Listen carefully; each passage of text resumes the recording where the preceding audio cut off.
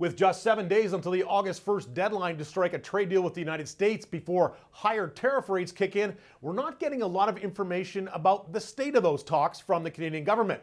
But this morning, President Donald Trump gave his assessment shortly before leaving Washington on a trip to Scotland, and his remarks did not sound promising.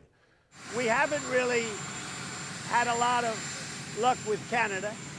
I think Canada could be one where they'll just pay tariffs, not really a negotiation. We don't have a deal with Canada. We haven't been focused on it.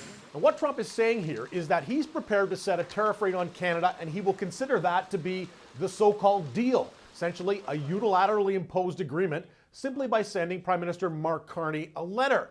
What we don't know is what rate he will settle on in that letter.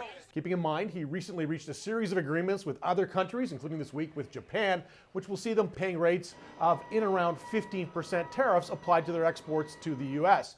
Is that the rate he would set for Canada? Possibly. But it's also not clear what goods that would apply to. Would it apply to goods that are currently traded under the CUSMA USMCA trade deal that are currently exempt from the 25% so-called fentanyl tariffs?